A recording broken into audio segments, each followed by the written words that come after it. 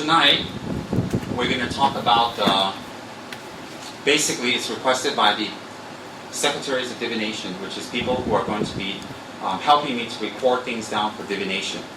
And I'm going to explain what divination is about and the procedures. And it's a very, very ancient art in the Tibetan system. Everywhere around the world, they have divinations. Everybody has divinations, and everyone does divinations. But the source is very different. The source of divination is very different. So the difference in the source of the divinations will also come out in the results in the long run, and also damage or not in the long run. So we need to be very, very sure about that. When we know the source of the divinations, then it will be very, very beneficial. Why? If we know the source, we know that long term will have benefit. Sometimes short term we don't have benefit, but long term is more important. So I'll explain that.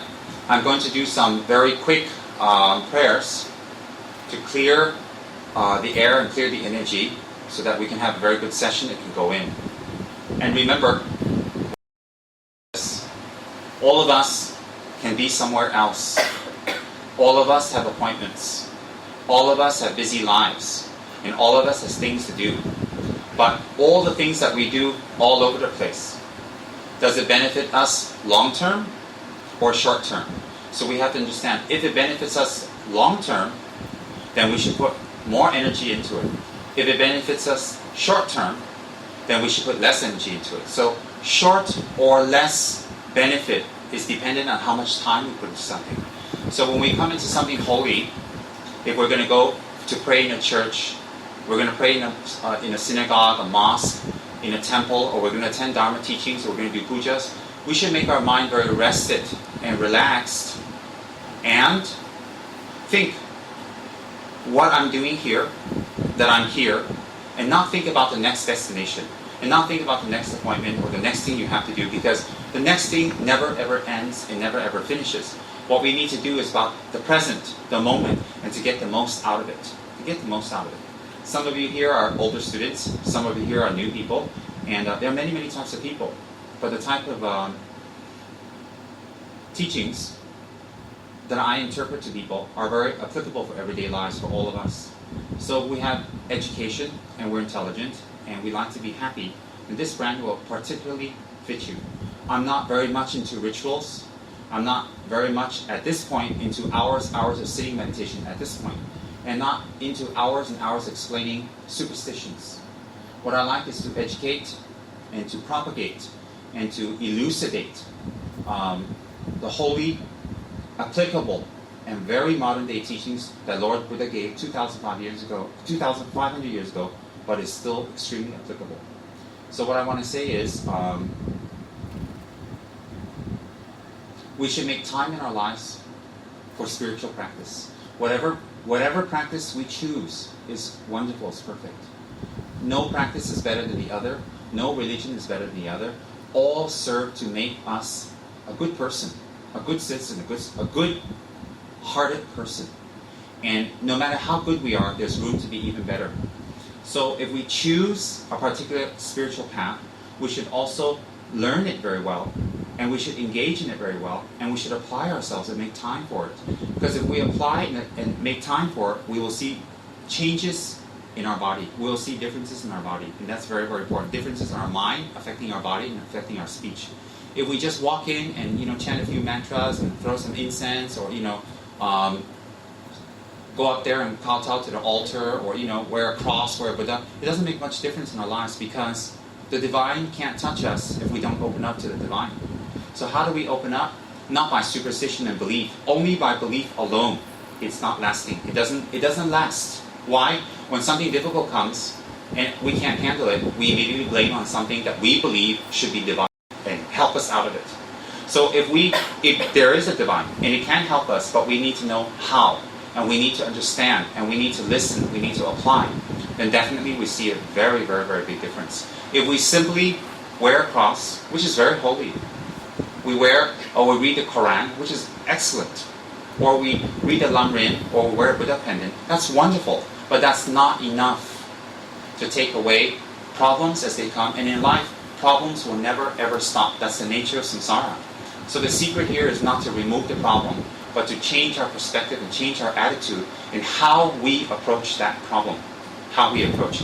And when we approach that problem well and we approach that problem correctly, that problem will not seem like a problem anymore. Definitely will not seem like a problem anymore. So how does that happen? We have to make room and space and energy and time. And if we think that, oh, when we go to the temple or services or we go to pray, it's a waste of time. It's not. It's a waste of time because we don't know the benefit. Anything we don't know the benefit, we can't apply the time. So we put a time on it. I can only do it at this time, I can do it this much, I can do it under this condition. But you have to understand, you want all wonderful things to happen in your lives without conditioning and timing. If you're with your best friend, you want to be without condition and timing. If you want the best food, you want to eat it without being pushed and you don't want to be rushed. If you have a job you enjoy, you want to work as you like in it, your own pace and your own timing, it could be longer. Why? All those things we feel produce joy and happiness in our mind. We feel. Similarly, we have received some benefit from it. Because we have received some benefit from it, then we feel that if we apply more time to it, we'll get more benefit. But in fact, it is not only those things that bring us happiness. Those things that so-called bring us happiness can even bring us more pain. So what we need to do is, we need to look at the ultimate nature of things. We need to know how people exist, how the world exists, how our mind functions, how our mind exists. We need to know that. When we know that and we apply it, then when we're with people we truly enjoy. When we're at a job, we can handle the situations. If we're doing something, we can handle the situation. Handling the situation has nothing to do with anything on the outside. Handling the situation has everything to do on the inside. Everything. And we can observe ourselves. We can observe people around us, people we know. Over time, people who've listened to the Dharma, they don't have to call themselves Buddhists or they don't have to wear anything special. People who listen to the Dharma really listened. And not only listened, but applied. Really applied. They see a humongous, monumental, and huge difference in their lives. Why? Everything around them didn't change. People around them didn't change. Nothing around them changed. They changed. When they change, it's as if everybody around them changed. And so what do we want? Do we want to spend the rest of our lives changing everyone? Do we want to spend the rest of our lives waiting for people to change and then we'll do something about it? Wouldn't it be much easier if we ourselves transform and change? And how? According to the principles of Lord Buddha. Lord Buddha's principles can be taken as a philosophy or a religion because it's so incredibly logical. Logicians and professors of the West, they take Buddhism, a lot of them don't accept it as a religion, they accept it as a very deep philosophy, and it's very well studied throughout the universities of the world. And Buddha gives us that space because it's so incredibly logical. So therefore, if we apply Buddha's teachings, we really apply through time. And if we still don't see a change in ourselves, we can't transform, then what happens is we have to come to a conclusion. Either Buddha's teachings are wrong, or everybody around us is totally evil, or we're not changing. So some people come to the conclusion that everybody around them is evil. Some people come to the conclusion that Buddha's teachings are not effective.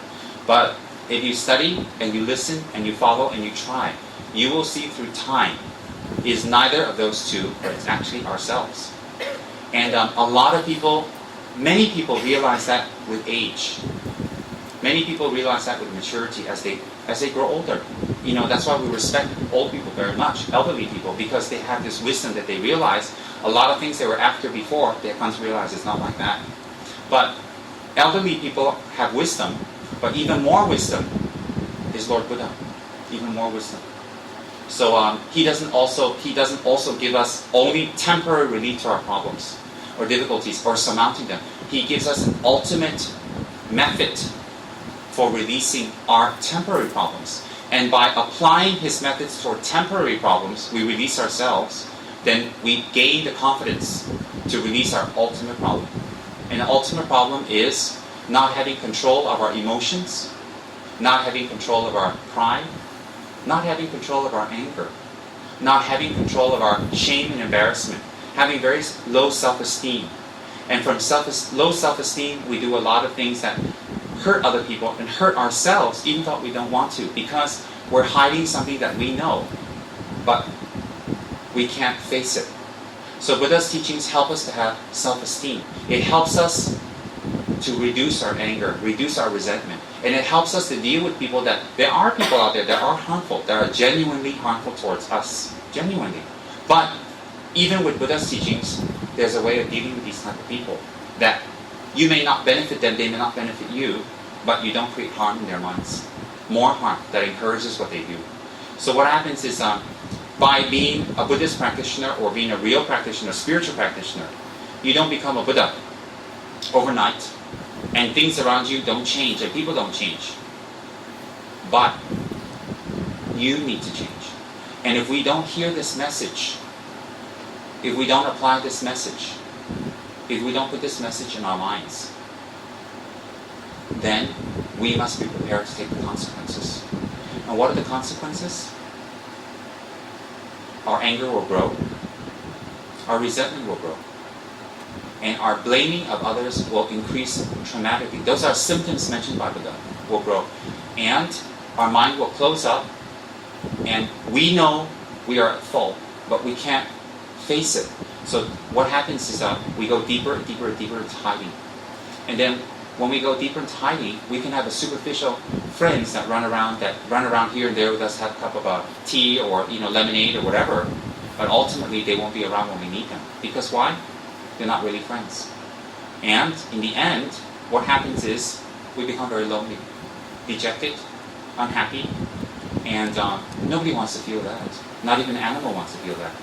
So the answer to all of that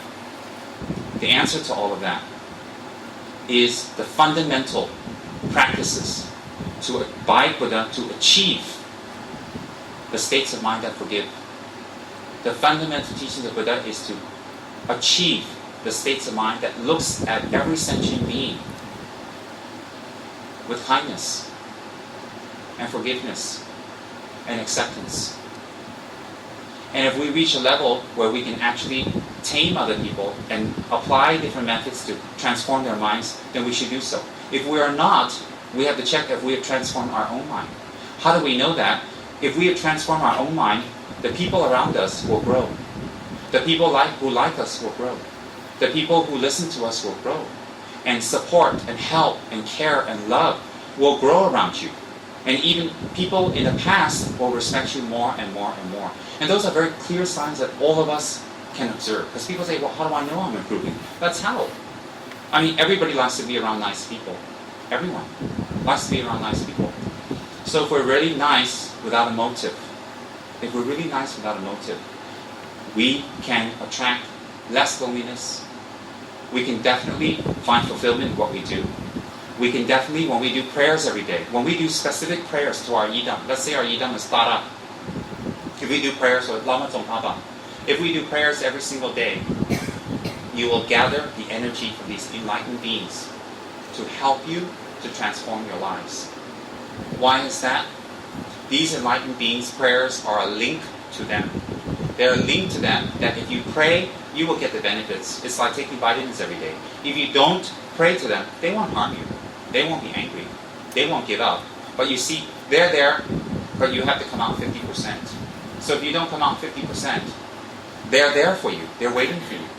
And if you do the prayers daily, it doesn't have to be long. Systematically, and you understand them, and you apply them, you will see a huge difference in your lives. Huge. Why? It's a buildup of energy. If every single day we're angry and we resent people, we're angry, resentment, that builds up. It builds up, it gets bigger and bigger and bigger. That energy, that mental state builds up. It builds up to the point where we isolate ourselves from others, or others isolate themselves from us. I mean, there's a natural progression of anger when it grows. Similarly, if we're very miserly and we're stingy, slowly people will realize that and go away from us. They'll be very careful with us. They'll be very alert with us. When they go out or do anything with us, they're going to be on the alert because they know that we're out to get something from them, something for free. So when we build up that energy 1 time, 2 times, 3 times, 4 times, 5 times, it's in worldly terms we call it a reputation. A reputation is built up. When a reputation is built up, we have that reputation, then it will stick to us for a while. And people, when they see us, immediately, oh, that person's miserly trying to get something from me, will immediately crop up in their minds. And there's so much more to you than just that. There's so many good qualities too, but Unfortunately, in the world, just like me and everyone, we have a negative mind. The negative mind is able to look at negative things more easily. Why? When we recognize people's negativities and we work on it and we associate them with it and we focus on that and we react and talk to them like that, it's a sign that we are very negative. If we see people's negative minds and we recognize it, we also see their good points, and we still have compassion, and we work, and we forgive, and we let go, and we join them and do our best for them. It shows that we recognize their negative mind, but we also recognize their positive mind, and we try to help them to improve. Helping them to improve is not an arrogant or some kind of I'm better than thou kind of attitude. It's more that those of us who've been in Dharma longer doesn't mean time. Longer means a person who spends their energy on Dharma and transform their mind. You see, there are people in Dharma 20 years, and they're horrible monsters. There are people in Dharma who's in 5 months, 1 year, they're wonderful people. Why? It's not the length of time you're in Dharma. It is your application. Very important. When we practice Dharma, the first thing we need to do is put a hold on ourselves to blame others. No matter how evil we perceive them to be, or what they've done to us in our projections, we need to not hold on, and we need to let go. That is the first commandment of those who want to enter the spiritual path. Why? Who are you entering the spiritual path for? Independence to who? For what? Of course, to get a peace of mind.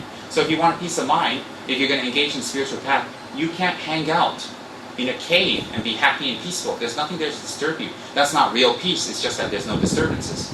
But if you're going to practice a spiritual path, the best place is in society.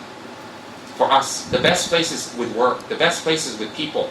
And for some of us who've been in Dharma, who knows Dharma already a few years, the best place is with people that disturb your mind. Because if they still disturb your mind, then your mind is disturbable. If your mind is disturbable, doesn't that tell you the state of your mind? Doesn't that tell you the level of your mind? If your mind is still disturbable. If your mind is not disturbable, then what happens? You know you reach some level. You've reached some level. So it's not dependent on the people around you.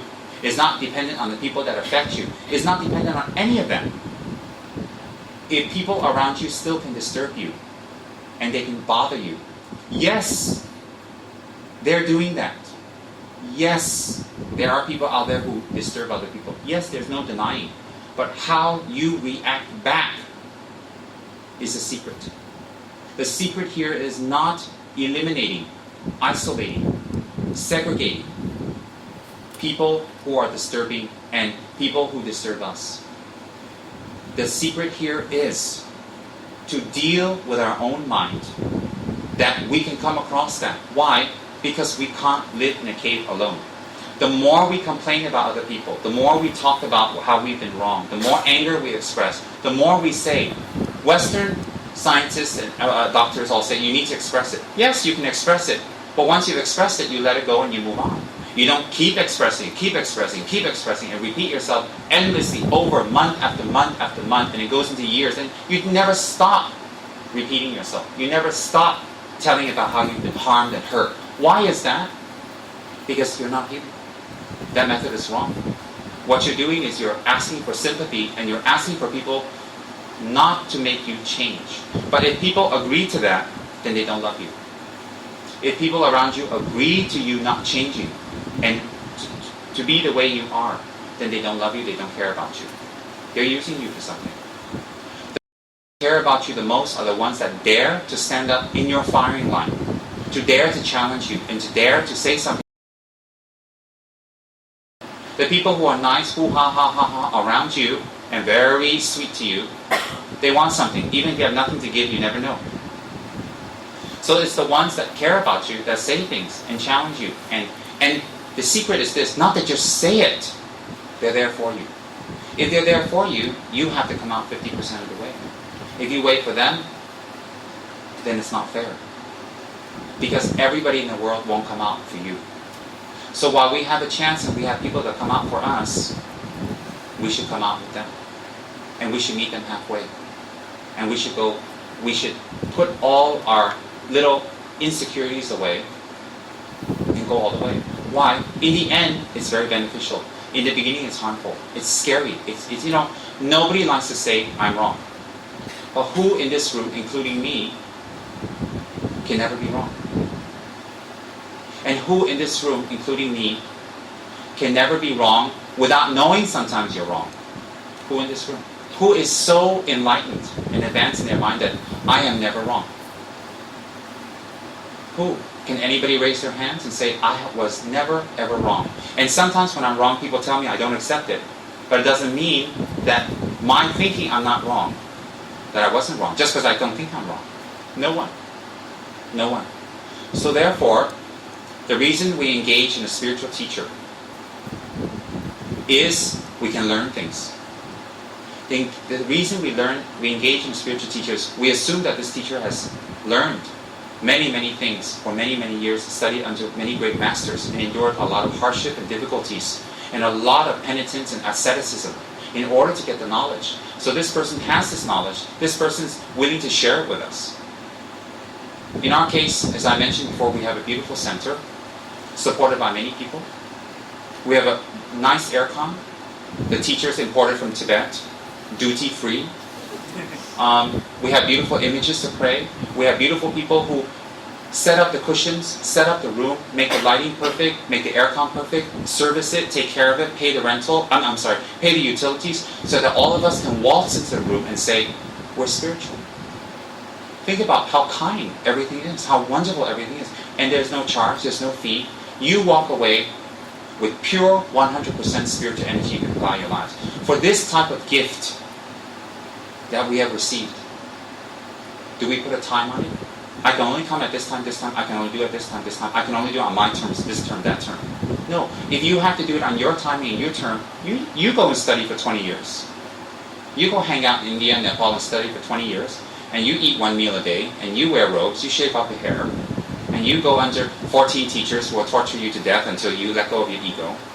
And then you be dropped off in some weird, strange country, nice but strange, and then you start begging people to start up a center, and you start one aircon at a time. It's not easy. I'm not praising myself, but my point is this. All this has been put together by a lot of hard work, by a lot of people who have definitely found some benefit in listening to Buddha's teachings, or else they would not contribute this. So since they have found benefit, they're sharing the benefit with you by supporting a place like this. It's not the greatness of the teacher. I'm not great at all. My knowledge is wonderful because it comes from, it's knowledge based on Buddha's teachings. I may not be wonderful, but Buddha's teachings is wonderful. So therefore, this place is for what? It's for learning and to grow. For you, free, open, easy, available. What else do we want? So if we feel, if our Dharma friends and stuff invite us to come, we should feel it's a privilege. We should feel that we're very honored and we're very lucky to come. Most of us feel like that. One or two people, they think they're doing the whole world a favor when they step in. When they walk in, I'm here. I am the disco ball in the middle of the disco. And when I turn and you shine the spotlights on me, I shine back on you. But let me give you new news. Even I'm not the disco ball. No one's the disco ball. All of us are here. The disco ball is what? Is when we transform our minds. So, if people inform you by the KH SMS tree, it costs money. It costs someone effort. It costs a lot of time. It takes hours to send out so many SMSs. Everybody's so kind to let you know. And what for? Because I'm a missionary here to convert the whole world to Buddhism? No. Why no? It's impossible. Why even go for something ridiculous? But there are going to be definitely people in the city here who have karmic affinity, past life imprints that will be attractive. We're not here by accident. We're not here by coincidence. We're here because we've made some kind of connection in the past to this, and therefore we're here. And so if we have this kind of connection from the past and we're here, that's not good enough to sustain us. What we need to do is continue. Example, if someone gives you a scholarship and you have the good luck to get that, you don't just get the scholarship and jump up and down and not do anything. Then you study. Getting a scholarship is not enough. Walking into a Dharma center is not enough. what we need to do is we need to listen, we need to follow, we need to be guided, and what's most important is this, is be consistent and steady about it. And I definitely promise you, things in your mind and the way you perceive things and how you react and act will completely change. Completely change. Your whole perspective will change. If it doesn't change, then Buddha's a liar. If it doesn't change, you really applied it. If you still complain about people around you, if you still are angry and resentful, if you still are blaming other people for your problems, if you're still like that, I was like that before. If you're still like that, what you need to do is you need to get some duct tape and put it on the Buddha's mouth. On the statues you have, put it on the Buddha's mouth. Tell him, never talk again. But you think that's not good enough. You'd like to put a duct tape on my mouth. You can put a duct tape on my mouth. I'll just put it on your whole body and wrap you around. That's it, and kick you out. But the point is this is, either the Buddha's wrong or you're wrong. So if we believe the Buddha is right, we engage in spiritual practices to change our whole spectrum of our mind. If we believe the Buddha is wrong, then we keep complaining. My friends like that, my husband's like that, my wife's like that, my sister's like that, my brother's like that, my kids like that. Just go on and on, just complain about everything and anything. And in fact, anything that goes wrong with you is everybody's fault. You know, if you comb your hair in the morning and it comes out wrong, sue the comb manufacturer. It's their fault. They give you a bad comb. I mean, it can be extreme as that. So either we accept and we transform and we listen. And how do we transform? We need to listen to the Dharma, step by step. The knowledge we have now, how many years of school we went to? It wasn't overnight. You didn't go into school and then, da-da-da, next day you know everything. No. Even for something so common, reading and writing arithmetic, how many years do we have to spend in school? How many years to get that knowledge? And that one ends at the time of death. Whereas for spiritual knowledge that benefits you into your future lives, don't we need to spend time, energy, and don't we need to love ourselves the correct way? We need to love ourselves the correct way by listening to Dharma teachings, engaging in Dharma, and most important, applying it. Applying Dharma. So if we can engage in Dharma without a teacher, yes we can on the lower steps, but on the higher steps you can't. So like that, can we not go to school, just be thrown all the books from first grade up to the last grade, and never ever get any tutorship from anyone, and we just study the books and get knowledge? Can we? I don't think so. I don't think any knowledge you can just look and be perfected and know it perfectly if you don't have anyone to tutor you. So what's the difference? If we make time and we come to the Dharma Center, it is for ourselves. And if we're with friends and we're with people and we encourage it and we're together with people and we attend the Dharma talks, it benefits ourselves. If we discourage people and our friends by any kind of weird, small little, blah, blah, blah, blah, blah, we discourage helping our friends. So for me, whether the crowd is 10, whether the crowd is 100, 200, it doesn't really matter. Because one or two sincere people who really want to learn, and they will put their practice into it. No problem. No problem. I've taught one person at a time before. Those who are sincere, no problem. No problem at all. So, for us to engage in Dharma, it's a privilege. For us to listen to the Dharma, it's a privilege. Everything is provided for us. Everything is available for us at our fingertips. This is not like any other institution that you have ever known. Everything is at our fingertips, free and easy. And if we still have complaints, it just shows you that we're resisting ourselves. We're resisting the truth. We're resisting improving. And that's very, very simple like that, all right? So that's kind of the motivation we need to have, is that I'm very privileged and I'm very lucky to just walk into a Dharma center and the aircon is cool. It's well lit. Everything's clean. There's beautiful, beautiful representations of the holy beings around us. And everybody's got the cushion ready for us. Literally ready, and we just come and sit on it. And this place is maintained and tidy.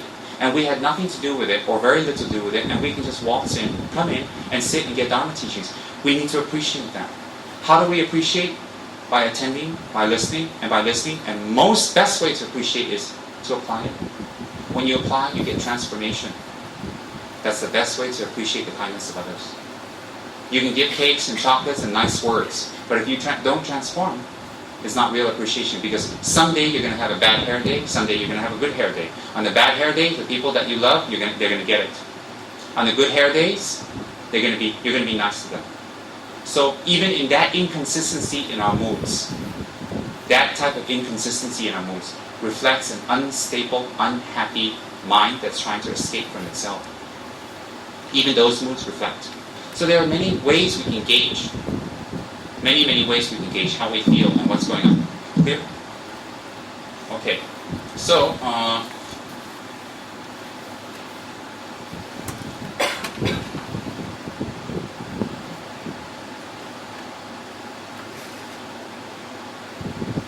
like I said, I'm going to talk about tonight the Tibetan art of divination and how people assist in that and what's the procedure. I'm not going to give you everything, because if I give everything, all you can do divination, you won't need me, I won't get any angbao. So I'm not going to teach you everything. I'll tell you enough where you need to stick around, where I give this talk again after another 10 years. Isn't that wonderful? Alright. And before I do that, I'm going to do a little bit of chanting. Just a few minutes to prepare our minds, to invoke the blessings of the three jewels, and to clear obstacles. Clear obstacles, very, very important. All right? And, okay, let's see.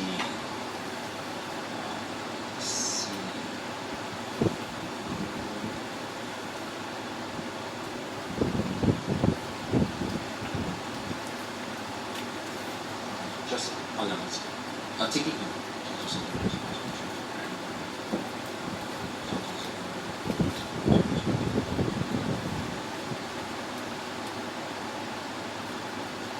This framed, beautiful tanka of Mother Tara just arrived today at my house. Tanka is a hand-painted fresco of a particular enlightened being. It's very, very nice. Framed up very beautifully. I stole the idea from another Dharma store. So I went in there incognito and told them my name was Joe. And then I looked at the idea and I took secret photos with my telephone. And then I came back and I had that done, and I'm telling everybody it's my idea. But you won't tell, will you? No, you won't. Anyways, it's a beautiful, and what we do is we can hang this in the house to clear the feng shui. We can hang this in the house to clear the negative energy, and to remind us of our goal in life. Remind us of what we're supposed to do. And what we're supposed to do in life, the reminder is to achieve this state of compassion, love, and happiness. And also, for people who don't even believe in Buddhism, to hang something like that is very beautiful. Why? Tara's not going to hate you because you're not Buddhist. She loves you. And it's beautiful art. Tibetan art, I'm not being biased because I'm Tibetan, but Tibetan art is very, very, very beautiful and very nice. And anyway, this is a little white tar. This is a fabulous white tar that just arrived today. And I want to offer this to someone who's been very helpful to me and on a personal level, and given me a lot of time and given me a lot of energy and given me a lot of arguments and a lot of debates. And also a nice friendship that I've never forgotten, and spent a lot of time in helping me. And so this is for my trainer Janet, for her.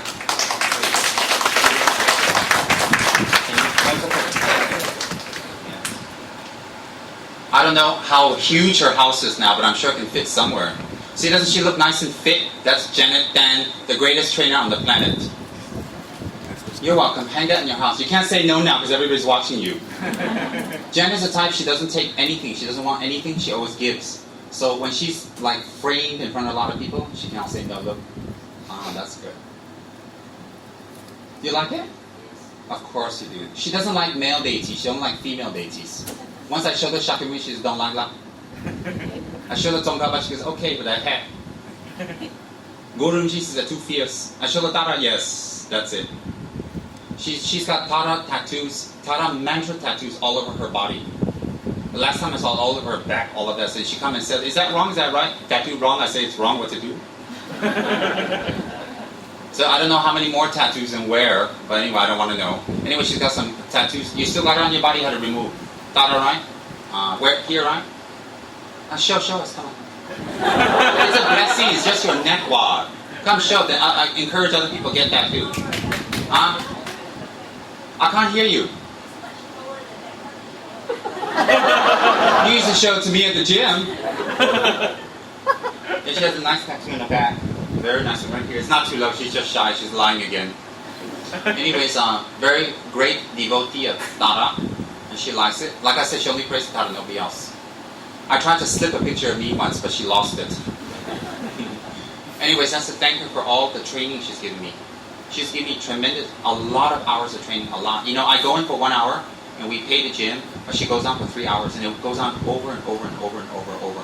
I don't know whether she's doing me a favor or trying to get free Dharma talks from me, but anyway, it doesn't matter. Okay,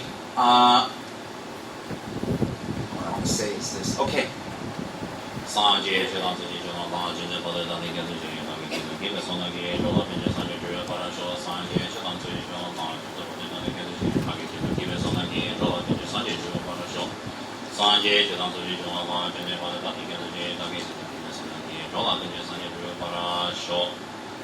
With the determination to accomplish the highest welfare for all sentient beings who surpass even a wish-granting jewel, I will learn to hold them dear. Whenever I associate with others, I will think myself the lowest among all and hold others supreme from the depths of my heart.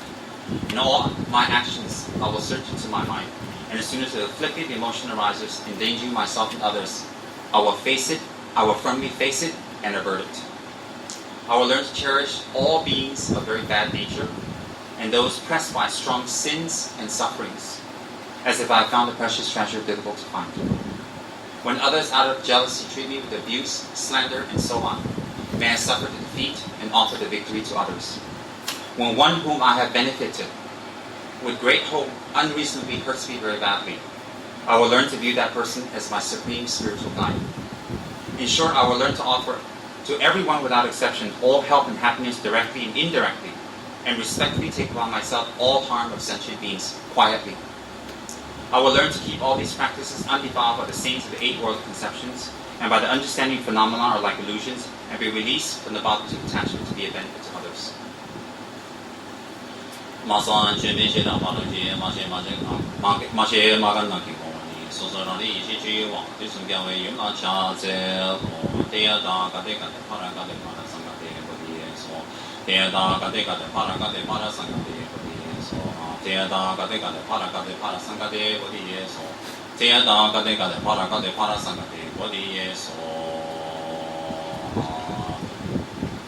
Obeisance to my Guru and Protector Manjushri, who holds his heart a spiritual text symbolic of seeing all things as they are, whose intelligence shines forth like the sun, unclouded by delusions and traces of ignorance, who teaches the 60 ways with the loving compassion of a father for his only child.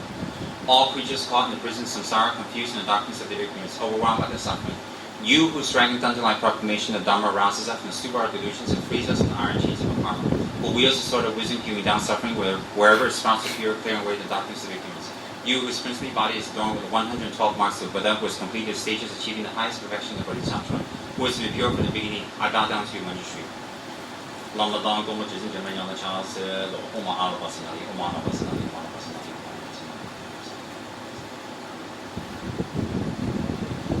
oma ala basanali oma ala basanali oma ala basanali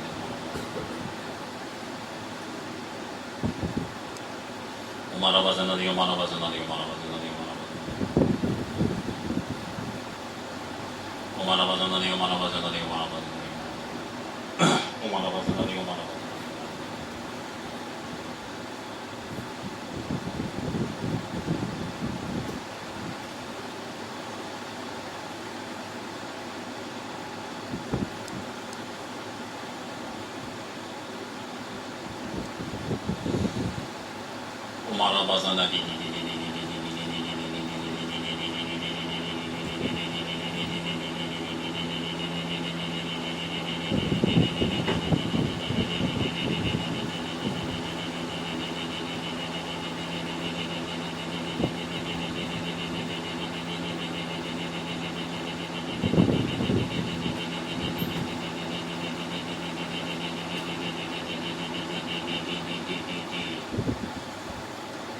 I bow down to you, Manjushri, with the brilliance of wisdom of compassionate one, illuminate the darkness and close my mind, enlighten my intelligence and wisdom, so that I may gain insight into the Buddha's words and the text that explain them.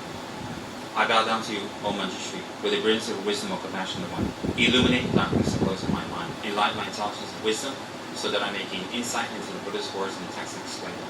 Illuminate the darkness. I bow down to you, Manjushri, with the brilliance of wisdom of compassion of one. Illuminate the darkness that closes my mind. Enlighten my intelligence and wisdom, so that I may gain insight into the Buddha's words and the text that explain them.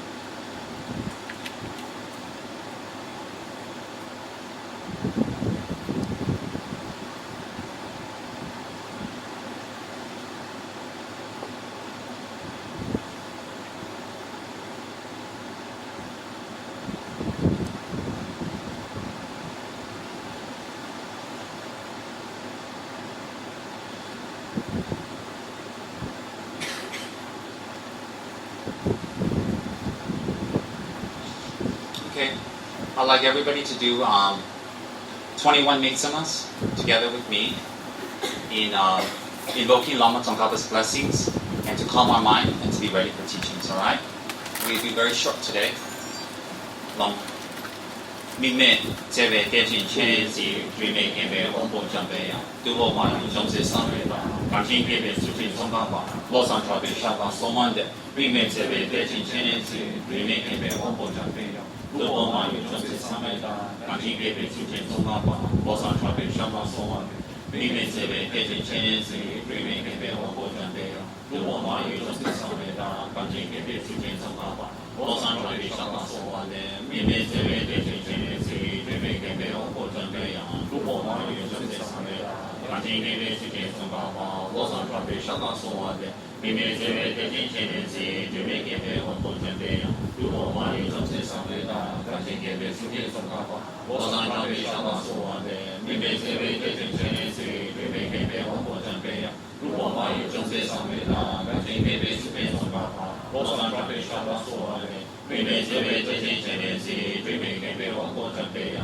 Dubo, Maya, Jomse, Sameda, Kanjin, Kebe, Sujin, Tsongkhapa, Losan, Trabe, Shaba, Somande, Rime, Tebe, Dejin, Chenzi, Rime, Kembe, Ombo, Jambeya, Dubo, Maya, Jomse, Sameda, Kanjin, Kebe, Sujin, Tsongkhapa, Losan, Trabe, Shaba, Somande, Rime, Tebe, Dejin, Chenzi, Rime, Kembe, Ombo, Jambeya, Dubo, Maya, Jomse, Sameda, Kanjin, Kebe, Sujin, Tsongkhapa, Losan, Trabe, Shaba, Somande, Rime, Tebe, Dejin, Chenzi, Rime, Kembe, Ombo, Jambeya, Dubo, Maya, Jomse, Sameda, Kanjin, Kebe, Sujin, Tsongkhapa, Losan, Trabe, Shaba, Somande, Rime, Tebe, Dejin, Chenzi, Rime, Kembe, Ombo, Jambeya, Dubo, Maya, Jomse, Sameda, Kanjin, Kebe, Sujin, Tsongkhapa, Losan, Trabe, Shaba, Somande, Rime, Tebe, Dejin, Chenzi, Rime, Kembe, Ombo, Jambeya, Dubo, Maya, Jomse, Sameda, Kanjin, Kebe, Sujin, Tsongkhapa, Losan, Trabe, Shaba, Somande, Rime. Just now that sound, you know what I thought?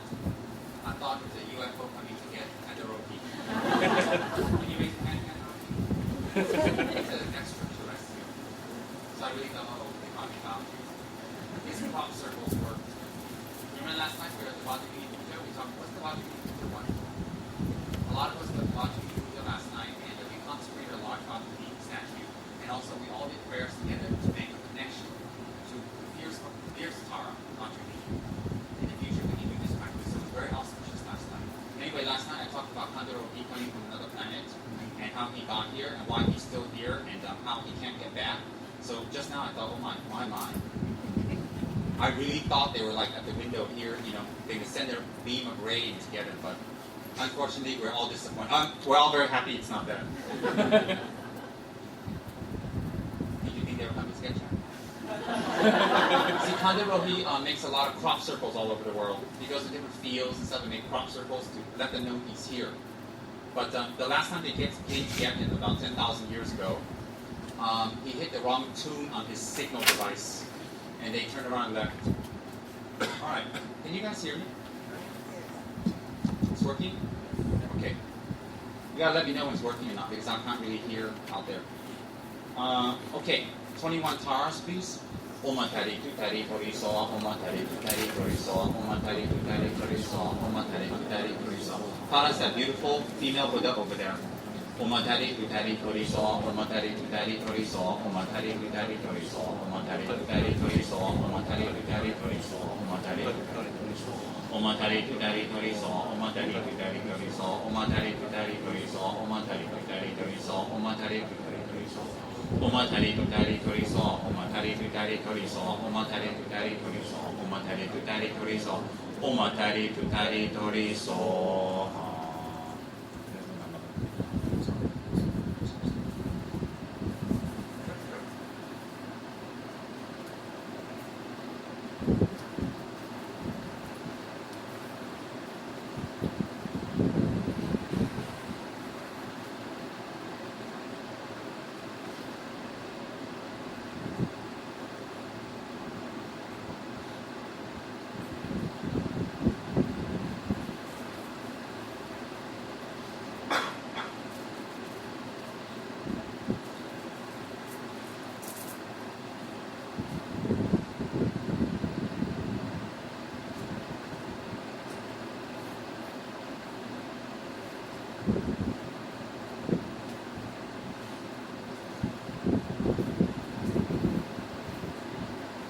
Okay, before I start, I would like everybody to stand up and stretch your legs. Quietly, silently, just stretch your legs. Alright, clear, huh? Okay. Do people have questions? Specific questions about divination? Any questions about divination? Let me know now. Just ask. And then I'll incorporate it into what I want to tell you. Anybody?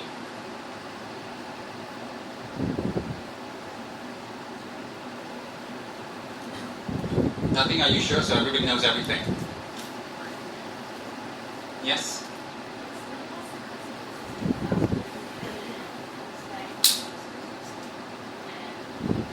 Okay. So the lady asks, what's the consequences if we ask for divination and the answer comes and we don't do it? What's the consequences? Alright, that's one question. Other questions about divination? Yes, T. What's the meaning of divination? Okay. What's the meaning of divination? Questions? Does divination results change with time? Very good. Good question. Does divination results change with time? Other questions? You have to speak up octave higher. Can we ask divination for someone else? Alright? Yes. What's the purpose of asking for divination? What's the purpose? So that Lama can get an ang pao. What else? What else is there to ask for divination? So he can get an ang pao, so he can support this beautiful, fabulous center, so you can put yourself here and relax and not sweat. That's why. Okay, what's the purpose of asking for divination? Andy? What's the origin of divination? What's the origin? Alright, good. Very good questions. Other questions? Can normal, as I'm a normal people, alright, normal people, the only abnormal person, I'm a lay person, I'm just a normal Joe Schmuck, and they have to be trained to do divination, alright, they have to be trained in a normal, what am I, abnormal? Look, the only person abnormal here is Kandaroki, because he's not a human being, he's an extraterrestrial, just call him E.T. Kandaroki. And you should see when Kandaroki does one of his beautiful, beautiful, fabulous Indian dances, you'll know he's not from this planet. He learned that from a distant, I don't know, from Krishna himself or something on another planet. Okay, can normal people do it? And what's the training? Alright. Any other questions about divination? Yes? Is there bad consequences if we don't follow the divination instructions? Did you hear? That was already asked. It's okay. You weren't. He just wants to listen to himself on the microphone. That's all. I know. Then, what else? You want to ask something, Fruitcake? Fruitcake, raise your hand. Nobody can know who you are. Raise your hand, quick. Hurry up. Don't be so... Alright, that's what. Her name is Fruitcake. Fruitcake, because there's a lot of fruits inside her brain. It became a cake. Okay, any other questions? Fruitcake, got a question? You sure? How about if I do divination? How long will you be a fruitcake? And next life will you be a fruit again? Alright, any more questions about divination? Yes. A divination. Okay, good, very good. That's an excellent question. Questions? Yes?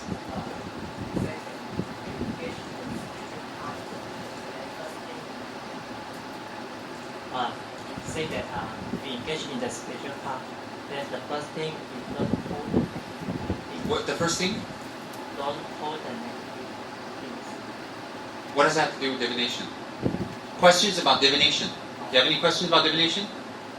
Okay, pass the mic over. Thank you. Questions on divination, not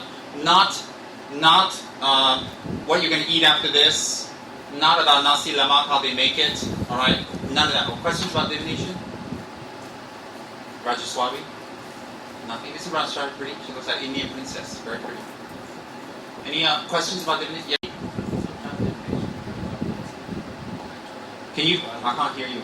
My bionic ears is not working today. Sometimes when divinations are done and the results was positive, but in actuality it turns negative. What is the cause for it? So if the result doesn't match the divination, okay, good question. Questions? Questions? Okay.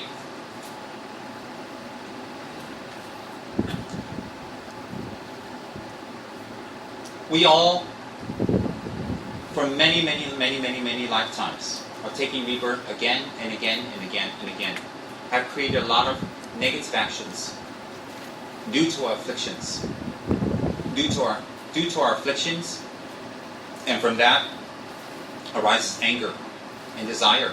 We've done a lot of negative actions, and the negative actions we've done is humongous, according to Lord Buddha. And hence, because our negative actions have been humongous, then in this life, we find that our habitual actions are very difficult to transform or change or turn around. The harder you find your habits to change means the more negative you work, and the more negative you have focused your mind. So if you find your habits very difficult to change, it's like an alcoholic who finds it very difficult to give up alcohol. Someone who's been drinking 1 or 2 days can give up very fast. Someone who's been drinking a few months, more difficult. Someone who's been drinking perpetually for the last couple of years, it's very difficult. Similarly, like drinking alcohol, alcoholics, having negative speech, having speech that hurts people, having a lot of anger, having anger that blames people, and having isolation, and also thinking that all problems arise from the outside, and we react negatively. All that comes from habit. It comes from habit. It didn't come overnight. Nobody's born with that. We are born with negative actions and negative karma from previous lives. And in this life, we're put into situations where it may increase and enhance those negative qualities in us because we have created the karma to be born in that. So if we're born into a negative situation where our parents or our childhood, whatever, was negative, a normal person without wisdom would blame that and then continue their lives and continue their sufferings and continue making other people suffer and blame that. And everybody would believe that. But believing in that doesn't solve the problems because that's not the cause of the problems. The cause of us in a negative situation is negative karma, negative actions we created in the previous life. So for people with wisdom, or people who have heard wisdom, or decide to follow the path of wisdom, then they abort that type of thinking, and they transform that thinking. They transform it and make it positive. And what happens is that's why there are heroes in the world where they go through insurmountable obstacles as a child, really street level poverty. And then they grow up and they become benefit to other people. They become people who inspire other people. They show you their strength and what they do. And those people we all praise. And when we listen to their stories, we cry. We drop a tear because we're so moved. Whereas people who had a horrible childhood, horrible life, and they keep complaining about it, and then that perpetuates and they become negative, rotten, angersome people as adults, and they make everybody around them unhappy. For a while, a few people will drop a tear here and there, but after a while it gets tiresome. Why? Because we can do something about it. We're not what we were before. What we were before created us now. What we can do now can create us tomorrow. So if we continue on that path, we increase those habits. We increase those type of thinking and negativities, and we don't have to. So because we have a lot of negative karma and negative actions we created, that can be the only explanation for negative things that happen in our lives. Because sometimes we didn't even do anything. And I often hear people say, hey, that person was a good person, why does it happen to them? Yes, in this life they're not bad. Well, what about the 500,000 other lives that they had, what they've done? What about that? If you plant a small seed in the ground with many other seeds, if the pervasive seed is like rose flowers, but in between you drop 1 or 2 sunflowers, definitely they all grow. So in between the roses you'll see a few stalks of sunflowers growing out. Whatever seeds you plant, how small, it will grow, it will increase, according to karmic environmental circumstances. Definitely. So whatever happens to us in this life, if we believe that it's done to us and we're the victim, then we continuously choose to be the victim. We continually choose to suffer. We continuously choose to blame others because we can't face ourselves and we don't want to admit what's happening with us. So we choose that. Now, when we have a lot of negatives in our lives and negative things happen, if we choose to take responsibility for it, it makes a huge difference. What's the difference of blaming and responsibility? When you blame or be responsible for it, it doesn't affect the person you're talking about, but it affects you, yourself. So when we blame other people, anger grows, resentment grows, and then negative habituations continue and increase. And then wisdom and logic and people that care about us, what they say, it becomes less, and eventually we run away. So what happens is, when we don't blame others, and we accept, it comes from our karma. It's something I've done in a past life. It's something I've done. I've planted some seeds for this. Then it doesn't also affect that person, because that person, they'll keep saying, oh, it's not my fault, it's your fault. You see, but you change. So when you take responsibility for it, then the difference is this: you start to make a change. Because if you make yourself in control, you will be in control. If you constantly put yourself as the victim, you will be the victim. But ultimately, you will really be the victim of yourself. Because you'll run out of people who listen to you, who will have sympathy for you. If you don't do anything, if you're consistently not improving yourself, sympathy people will go away. But if you take responsibility, you might even transform the people who hurt you. So actually, if a person hurts you or not is not the issue. It's not the issue. The issue is how we react back. And how we react back is how we treat ourselves and what we think about ourselves. If we have very low self-esteem, then the other person's at fault. It's that person, this person, that person. If we have very low self-esteem because we're not happy about ourselves, our life, what we've accomplished, what we've not accomplished, our bodies, our appearance, whatever our situation we're in, if we have very low self-esteem, we will naturally blame others. Why? Because we can't accept that it's us. But if people who have low self-esteem and they want to build self-esteem, they take responsibility for what has happened. They'll say, okay, it was partly that, it was partly me, I contributed too. For a person to say, I contributed, and mean it, and focus and think about that, they're already on their way to self-esteem. Why? Self-esteem is not built on being told nice things and congratulated on everything you've done. Self-esteem is built on accepting your faults and your good points, and making your good points grow and your negative points decrease. Building self-esteem is not getting praises and recognition and presents from people. Building self-esteem comes from you taking responsibility for your good and negative actions, and recognizing the negative actions and good actions, congratulating yourself on the good ones, not out loud on the microphone, quietly and humbly to yourself, and the negative actions, be ready to admit, be ready to say, be ready to be open with yourself first. And then when you do that, you say, okay, now I want to do something about it. First step of healing is acknowledgement. Acknowledgement. And then when we acknowledge that we are at fault and we've done things wrong, when we acknowledge, we take responsibility. And the victimization, inverted commas, the victimization that we feel victimized, and the label we call ourselves, will definitely disappear. When that label of victimization disappears, and we don't think of ourselves as victims, but we choose that. We choose it. If we hate our husbands, we chose him. If we hate our wives, we chose them. If our kids are monsters, well, nobody forced you to have them. And the little kid didn't come to you in a dream and say, have me, and pay you $100,000 to have little monster. We chose it. So our friends, our people, all that, we chose it. Definitely we chose it. So if we chose it, nobody has twisted our arm into it. When we've chosen it and we've done it, instead of blaming, instead of thinking we're the victim, the best thing to think is, okay, I'm in this situation. I chose it, and it came out like that because I don't have wisdom to see what will happen in the future. But I'm going to make the best of it. I'm going to stop blaming the other person because I am just as responsible as anybody else because I chose it. So when we stop thinking we're the victim, and we apply concentrated efforts into improving our mind, that is taught by Lord Buddha. Example, the 8 verses that I have taught you. It is on the main door on the right. It's painted very beautifully. The 8 verses of thought transformation. We can take that as a measuring stick for our lives. And we should read up, and I have CDs on it, and there are many books on it by very great masters, that we can read up on it and investigate how to practice it and use that as a measuring stick and apply that. When we apply that, it's very hard. Why is it very hard? When you have a very bad wound, when you apply medicine, it burns, it hurts. But that pain goes to healing. Same when we apply the 8 verses of transforming our mind to our lives, to our mind, it's very painful. Because most of the things written on there, we don't want to do. And the very fact that we don't want to do and we can't do is the cause of our sufferings. So when we apply it, step by step, little by little, it's very painful. Very, very painful. But that pain leads to no more pain. Whereas the pain that we ordinarily experience from being a victim doesn't go away.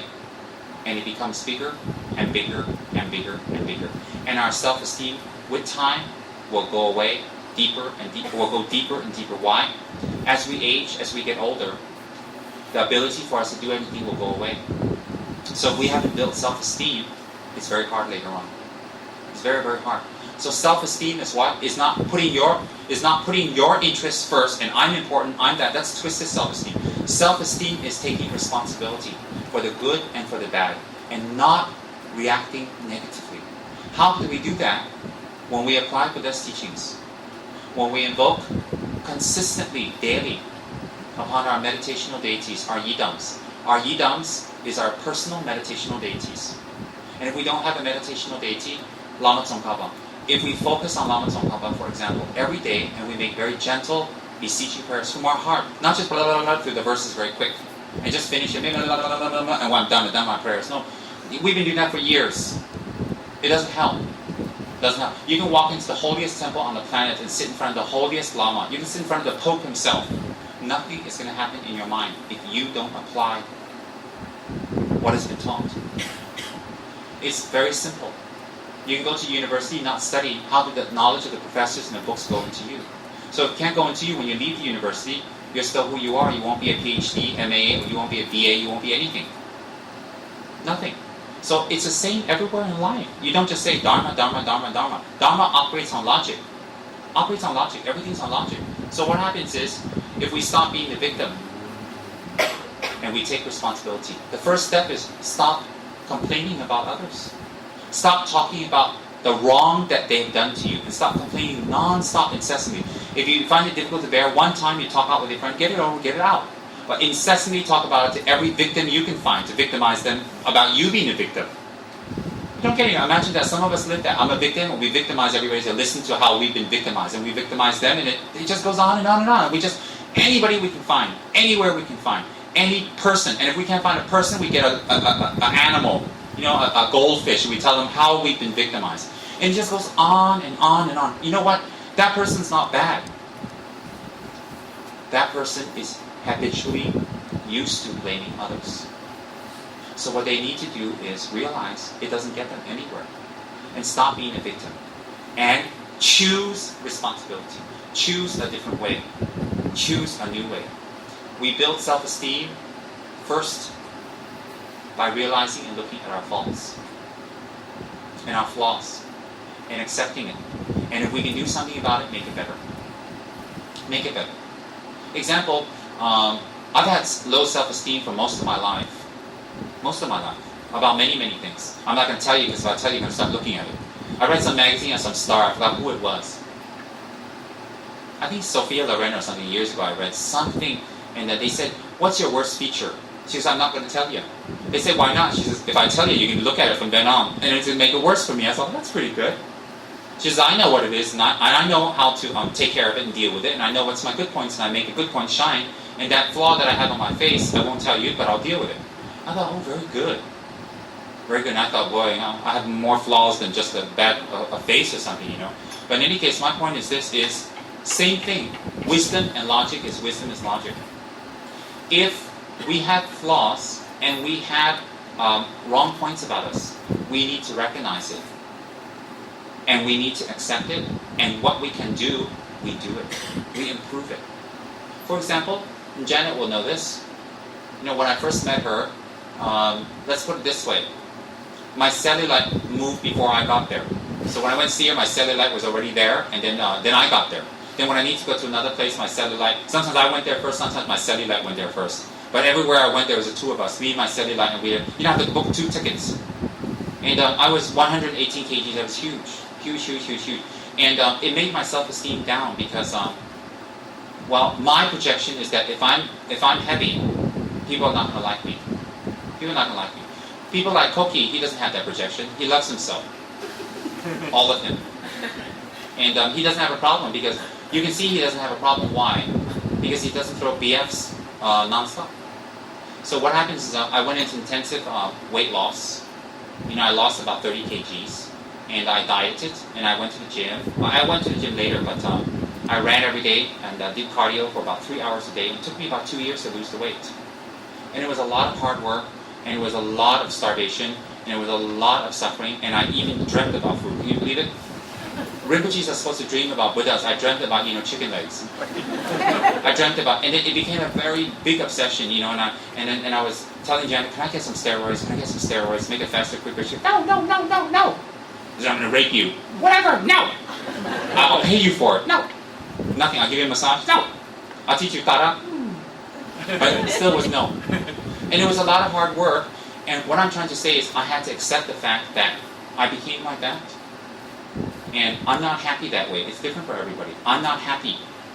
And I put a lot of work into losing weight. And I lost it. A lot of people know me for a long time. I've lost it. After I lost it, I felt much better about myself, but that's not the real reason I feel about myself, but it was one of the causes. And, when you can go into a shop and just, the first time I went into Padini, Paul was telling me, oh, you should go into Padini and get some pants. I said, no way, I can't fit into those little teeny Asian-made clothes. Of course, I put that down because I couldn't blame myself, because I'm Western, yeah, right. Anyways, so we went there and I tried on a pair of pants, and you know what? I fell in love with myself. I said, oh my God, that looks fabulous. And then he says, you should get some shirts from Seed. I said, forget it. Seed, the shirts from Seed are big as a seed. Forget it. I said, I'm not going to fit in that. And he said, no, you can't. Trust me. So I went and tried it, and I put the shirt on, and I tried it with the Padini pants, and let me tell you, I kowtowed to myself. It wasn't just the physical appearance, it was that the effort paid off. And if we can put that much effort into something so stupid as our body, that we only have for a few years, wouldn't it behoove us, or wouldn't it be better if we move ourselves toward our mind, which we have to take with us in our future lives? Future lives. So if we only improve the body, and we don't improve the mind, then when our bodies deteriorate, there's nothing we can do about it. Nothing. I used to walk into the gym 5 times a week for about 3 to 4 hours a day. And the first thing, my mantra to Janet was, do I look skinny or fat? And she's quite rude. She says, well, that's sticking out, and this is sticking out, so thank you very much. And then when I did lose weight, she would say, yeah, you look good. You look quite trim. And one time I was going to Hong Kong, and with my big ego trip, I said to her, okay, we got to work extra hard this week so I can lose more weight, so I can compete with those Hong Kongites. She goes, don't worry, those people are not that attractive. Don't worry. And I said, no. From what I see in the shows and stuff, when I go to Hong Kong, I want to shine. I want to walk down the street, and I want people to look at me. And so I worked extra hard that week. Oh, I really did. And you know what? When I went to Hong Kong, I don't want to be bitchy, but she was right. I was a god. And I would have been a god even before the 6-hour workouts a day for 1 week before Hong Kong. But the lesson of the day is this is what? The lesson of the day. How we get self-esteem is not a very big difference, but we need to get self-esteem. When we get self-esteem, we will react differently with everybody around us. And when we don't have self-esteem, we will put everybody around us down, and we can't face our faults, and we know that people, and the horrible part is the people who know our faults and what we've done wrong, we escape and we stay away from them. So my point in all of this is when we stay away from people that can actually love us and help us because of our low self-esteem, and we make up all kinds of lame excuses, we suffer tremendously, they suffer tremendously. And this comes from what? From being a bad person? No. None of us, according to Buddha, is inherently a bad person. Things can change. Things can turn around. Things can transform if we take responsibility and we apply. For example, you say, apply what? The 8 verses of thought transformation and the teachings on that, the explanations on that. Think of it as a self-help guide. The eight verses of thought transformation next to the door. I'm not asking you to pray to a god. There's nothing on it that tells you that I'm gonna pray to a Buddha or accept. It's all about how we should act with other people, in deference to other people, and how to apply it in our daily lives. If we read up on that, it's a very, very wonderful self-help book. And we'll see incredible changes in our mind. If we want our lives to be happier, we want to make the people we love happier, if we want to have things be successful, the key is our mind. So many of us, through many, many lifetimes, find it very difficult to transform our mind. And hence, in this life, we find our negative habits very difficult to transform. Our positive habits very difficult to enact. And it's with a lot of effort. And due to that habituation of many, many, many, many lifetimes, we collect a lot of negative karma. That negative karma that we collect of the body, speech, and mind will come back to us in the form of suffering of the body, speech, and mind. So if we harmed other people with the body in previous lives, many types of sufferings will come back to us in relations to our body, and hence the speech and hence the mind. So if we played mind games with other people, we've lied to them, we've tricked them, and we've hurt them very much, in this life, we'll always be tricked. It's not something you can see. We'll always be emotionally tricked and used. Why? Because we've done it so many times. So if we react back, we're continuing that horrible, vicious cycle. If we realize and take responsibility and say, okay, I started it, let me stop. If we stop, then we start to purify the negative karma that we have from that.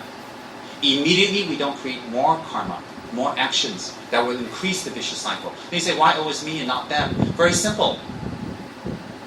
Because you know Dharma. You should be more responsible. Because you've been in Dharma. Because some of us have taken refuge. So we need to be more responsible. So if we've taken refuge and we believe in something as so holy and so compassionate such as the Buddha, we have to reflect that in our motivations daily. And if our motivations are changing daily, our outer actions and our outer behavior and our outlook will change completely. And when that changes, everybody around us will see that and they will start changing around us too. It's very, very logical. So it all starts from ourselves, irregardless of outer conditions. Irregardless. And if we always blame outer conditions, then be ready for suffering. Be ready for loneliness. Be ready for people to see through us. And be ready for no more sympathizers. Why? We choose that. We choose. We have a choice. Especially most of us in this room, everybody in this room, we have a choice. So we wouldn't even be here. We have a choice. It's very, very simple. So these sufferings that arise in the body, the speech, and the mind can come in many forms, in many ways. If we have the karma to be harmed, the environmental conditions will trigger it off. Example, if we've killed in previous lives, if we have killed in previous lives, and we enjoyed it, and the demerit is there, and it hasn't activated, then in this life, if we go near someone who's got something contagious, we will catch it immediately. It's not about the immune system or that. It is environmentally the immune system, and we can do that up as much as we want. But ultimately, people with good immune system and bad immune system, they'll contract contagious diseases. And it's not a matter of they having more or less exposure. It's just by chance. People say by chance because they don't have a better explanation. It is by karma. Karma explained that much, much, much, much better. It's much more logical. It's not foolproof for our level of our mind, but it's much better. So therefore, similarly, if we tricked and schemed, and we had ulterior motivations with other people, if we always have ulterior motivation, we tricked and schemed, and we trick them and use them all the time. We say one thing, but we mean another thing. And what happens in this life, we'll always be deceived by other people. Always will have deception. And always we will always be on the alert, and it makes us aggressive. Once an animal is born into the animal kingdom, carnivorous, he is propelled by his karma to have the instincts to kill to survive. So his cycle goes worse and worse and worse. That was the negative karma that's created. Not holding ethics and morals is a principal cause for taking rebirth as an animal. Principle. Not having ethics. Alright? Example, if you promise someone something, example, a husband and wife, couple, whatever, they promise each other something, and they trick the couple out of money, out of confidence, or they weren't clear, out of their desires and their lusts, and they trick their partners. That's horrible. Horrible. That will take rebirth. That will take rebirth definitely as an animal. And there are many grades of animals, many types and sufferings and levels of animals. And don't think once you say, oh, I'll be a furry little poodle and be born in a nice rich family. Oh, yes, yes. For the rest of your life, you'll be eating nice little dog food and be patted on and taken care of. But if the owner is gone, you're gone. If you can't speak about your pain, your problem, nothing. And when you die, where's the little poodle going to reincarnate? You think the poodle meditated his whole life? No, I don't think so. I've never seen a poodle meditate. I don't know if you have. So there's not much chance that he can do anything. So if a person is cheating on their partner, and they're lying to their partners, and they're tricking their partners, and they're using their partners, it's very, very, very bad karma. And also in the future, they will always continuously not have a steady, warm, loving relationship. But you say, in this life I'm not like that. Yes, but you have that. Why do you have that and not everybody has that? Why is it some things you don't have other people have? What? Is it an all-knowing, a big guy in the sky with a big beard, telling you what? It's not logical. It's not logical that there's a big guy in the sky controlling all of this, because why so unfair? Why the disparity and inequality? Is not logical. So it must be actions created by ourselves. Example, people who groom look clean, people don't groom, don't look clean. You can't say, well, God didn't groom me this morning, therefore I'm not clean. How ridiculous. Illogical. So therefore, in that way, if we have harmed other people, and we have the causes for harm, example, we have the cause to get something back, to receive harm back, alright? Then we can receive it. Example, if we hurt someone in business, or someone's jealous of us, and they go to a bomo, where they do special magic, and they send things to you, and you can feel it. Sometimes you can hear it. And sometimes when in extreme cases you can experience the detrimental results of that type of action done to you. Well, you have to understand, why is it beneficial? Why do some people experience it and some people don't? Why is it some people can have a lot of bomos throwing all kinds of things in their yard? Chicken heads, dog heads, I don't know, wait a minute, Garfield doll heads, whatever they throw in your yard, right? And then they don't get any effect. They just sit there and they pick their teeth and they watch TV and don't feel anything. Why is it some of us, we've got a cross, Buddha, we've got pentagons, we've got pentagrams, we got fool, we diagrams, we got holy mandalas from holy Hindu temples, we got everything plastered all over our wall and not one, 10 each. And still the magic can go, ooh, why? Haven't you seen some people's houses? They have all types of protection hanging all over the place, like Christmas ornaments on a tree. Have you gone into some people's cars? They don't have one mala hanging there from high monk. They have like 20 malas because this monk is higher, whatever. And why do some people, they never leave the house without a chakra, never. A holy chakra, holy protection. And wherever they go, anything they suspect, I feel a temperature change. Why? And then some people, they walk around, no protection, nothing. Very little protection, they're okay. And definitely, there are people trying to get them too. They're okay, why? Because they don't have the cause to be harmed. Example, all of us, and there's all 100 of us, or how many is here, whatever, we can all go to the most famous bomo in Thailand. We find a wonderful, big, fat bomo that, give them a lot of money, and we study under them. All of us study for 7 years and we become top bomos. And then we come back here, we join up, and we do a huge magic ritual. And we get His Holiness' picture and we send magic to him. Let me tell you, he ain't going to feel anything. Nothing. He doesn't have the cause to be harmed because he doesn't harm. His karma is purified. Nothing's going to happen. But you don't even need a top bomo. You don't need all of us. Some idiot like me Some idiot like me, like Kandaro, he just goes and learns some crappy little spell from some crappy little, Salem's witch book that he found at the library, and then he just does a little spells, and suddenly I'm affected. Why? Because I have the cause to be harmed. So that's why some it works, some it doesn't work. So there are things that happen we can't avoid. There are things that happen that bring us suffering and unhappiness. There are things that happen.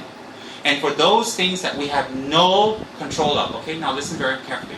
For those things we have no control of, in order to save time, in order to save effort, in order to save wastage of energy and materials, in order to save money, and in order to save a lot of heartache, then we would ask for a divination. A divination is to divine. To divine is to see into the future for that particular situation and what might happen to that person if they take options A, B, or C. So when you do a divination, you're actually helping that person to save time, energy, material loss, heartache, problems, and bigger loss. And when you do that, and you give instructions what to do, the instructions must be carried out meticulously, perfectly, well. And the deviation in your mind cannot be maybe, maybe, maybe, maybe, maybe, maybe. So if you carry it out meticulously, it will definitely happen. And for those people who do divinations, and they feel that the result didn't come out correct, they have to understand the nature of divinations. The nature, because I've come to some very high lamas, and what they said doesn't come out. Doesn't come out. I go, yeah. But it comes out for everybody. They come screaming up and down and say, oh, it's exactly what he said. How did he know that? He got clairvoyance, blah, blah, blah, whatever. And it didn't come out. For me, I personal experience. And what I realized was this when I consulted, is that some divinations immediately look like you didn't get your answer, but you have to wait long term.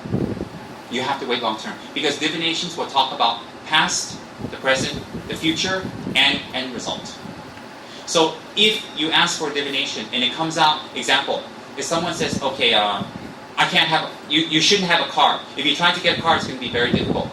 That can be the Lama trying to dissuade you carefully and skillfully so you don't go ahead and do it. And then if you go and do it, you buy that car. If you buy that car, perhaps getting that car will affect you in another way. Maybe 5 years down the line, you have an accident and you die. Maybe someone uses the car and someone hits you, someone in your family dies. So then you say, well, the Lama said I can't have a car immediately, but I got one, see? I can get one and I got one. And they jump up and down and say, wrong, wrong, wrong, wrong, wrong, I got one. But what will happen a few years down the line because of that car? You see, small coincidental changes in our lives can create big repercussions. Very, very big repercussions that we can't see. We cannot see. So don't think immediately, point blank in front of you, it didn't work. Don't believe that. If you believe point blank it doesn't work in front of you, then you're not taking responsibility. If you have a divination and it says it's going to come out yellow or red or whatever, believe it will, act in accordance with that divination to follow through to yellow or to red or whatever. Immediately, if you don't see yellow, immediately you don't see red, you lose your confidence. What happens is this, you can't work out the result of your divination. So those who want quick results, immediate results, quick and immediate, and they don't feel satisfied with divination, they don't want to apply any effort, wrong. Then don't consult divination. Don't consult. 2, if it doesn't seem like what is coming out is correct, then don't ask anymore. And if other people tell you it's correct, you don't believe it. It can't be some people's correct and some people's not correct. It must be time, how long, into the distance. And I've heard people complaining. Your divination didn't come out right for me. I've heard 3 complaints in the last 13 years. Your divination didn't come out right. And I'll be very honest, but I've heard 500 or 600 to 1,000 compliments and gifts coming back saying, thank you so much, I can see the difference now. So it's very, very simple. So if it was equal, I would have some doubt. If it was more, I would be even more scared. I would stop. But Child's not well, so he's resting. You can attest to Child, you can listen. You can listen to people who follow me around like Smoochie, who will tell you, People will come back and say like that, like that, like that. So what I'm trying to say is, I'm not trying to develop or propagate my divinations. I get nothing for it. I prefer not to do it. I prefer not to if you really want to know the truth. But, if it needs to be done, the person asking must listen. And they must follow through. And they must cooperate. Then they will get their result. And their result immediately might not be what matches divination. Wait long term. Wait long term. There are definitely results.